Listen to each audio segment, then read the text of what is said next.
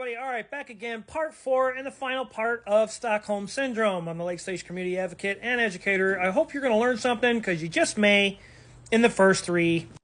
So I hope you came prepared with some listening ears, pencil and paper, and you're ready to take some notes because chances are you very well may have. If you didn't, well, then maybe it's not for you. But maybe you already knew. But I would suggest don't take my word for it. Write some of this stuff down and research for yourself. But in Stockholm Syndrome, basically, the person who is being abused begins to agree, accept the abuse, and will even protect the abuser. In very simple terms. But how does that relate to our community? Well, I went through some of these in some of my other videos, and I'm going to go through this in this video as well. Now, in parts 1 through 3, I kind of went through a lot of that stuff and a lot of the elements as to what goes on in Stockholm Syndrome and how it relates within our community and its leadership. Now, civil servants will actually hold their communities captive, and this is what they do, right? And they've actually been known to document this happening within communities, and the residents have been known to be indoctrinated into supporting this very same system of abuse, and they come to love and actually trust and protect it.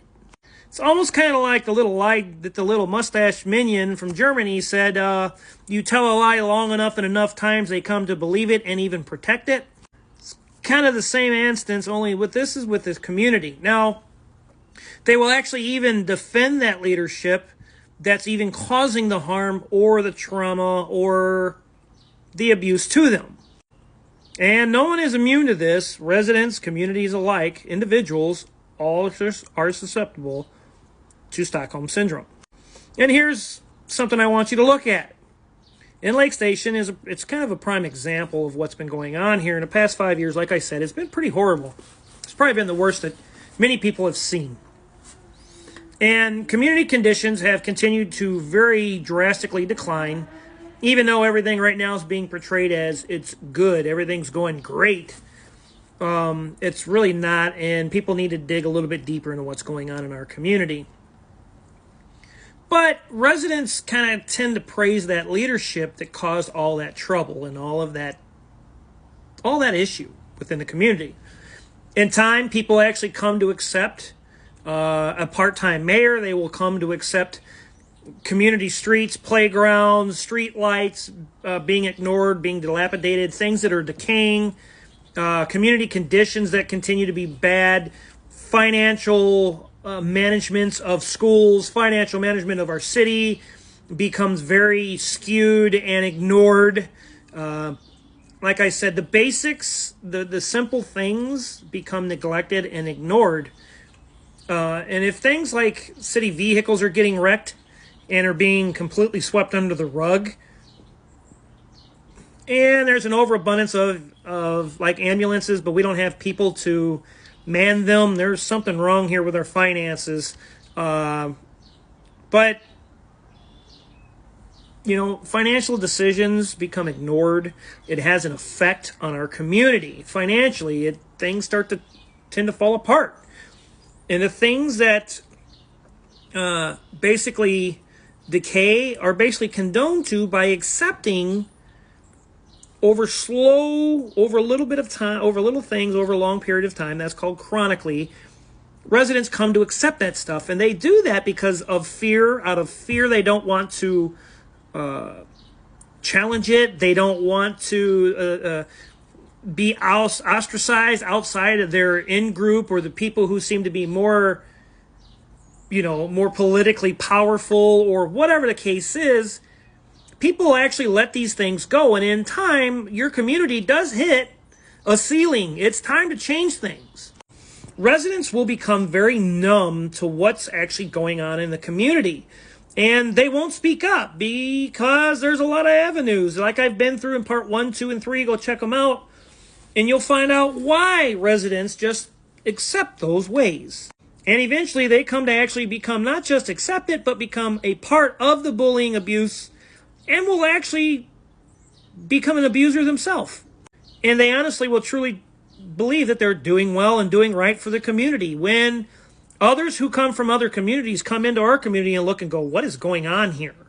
That's because somebody with a crystal clear mind who is not a part of that Stockholm syndrome can see things that are going on, and it goes, this shouldn't be happening. And they're usually the residents who are being attacked, being bullied, being ostracized, being ran out of town, simply because they see these things and observe these things and want the other residents to know, hey, this stuff's going on. Are you not aware? And oftentimes, residents don't want change because they want it their way and their way only.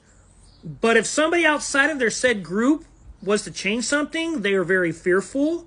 They're very fearful, which is why they bully. That's why they attack people verbally. That's why they come at them.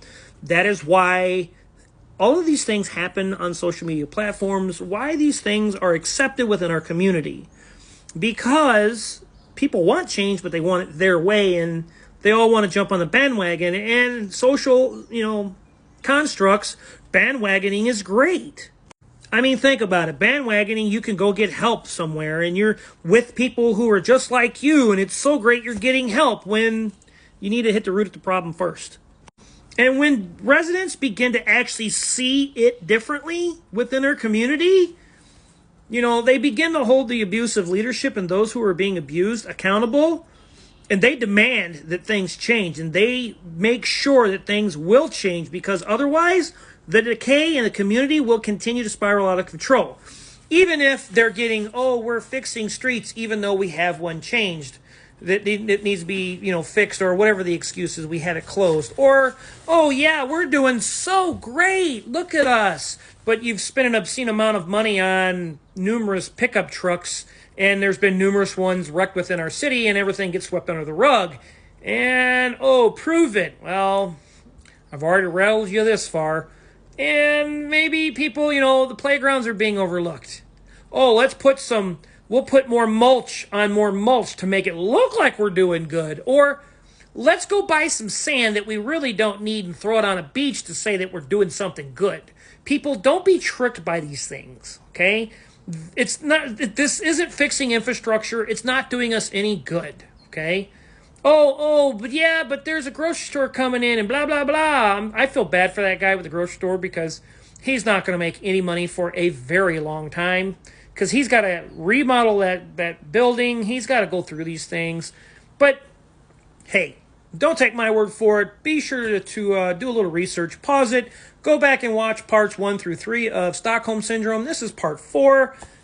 Be sure to share these things up, because these things are actually really important. And yes, these things go on in communities, and I've seen this go on quite often in our community. I'm the Lake Station Strong Towns Collective advocate and educator. Be sure to check out some of my other videos. I hope you learned something, and, well, you know what? We need to do better in our communities. With your leadership, demand some accountability, demand some transparency, and don't let them feed you a bunch of lines of crap to hold you off. Don't accept the "we'll keep you informed" excuse, or "we'll get back to you." Don't accept it. It's not acceptable. Be sure to demand some transparency. Ask what's going on and where things are going and why. Be sure to find out what's going on with the finances in the schools, and you can find that out on the State Board of Account audit reports that are factual documentation, and it shows you everything about your city, your town, and, well, school administration and the way the funds have been managed. It's all there for everybody to see, for public inspection and for public use. Be sure to check out Lake Station Strong Towns Collective on Facebook, Lake Station Strong Local Conversation on Facebook, Lake Station Strong Towns Advocate and Educator on YouTube. And, well, if you're here, you're watching me, be sure to be the change you want to be the change you want to see in your community. And be sure to, try to demand some change for yourself and for others that are around you, because you may actually get something done. You may rattle some doors, and you're probably going to make enemies, but, it's for the long haul and for your community, and they deserve better leadership. So be sure of this. Till next time, people.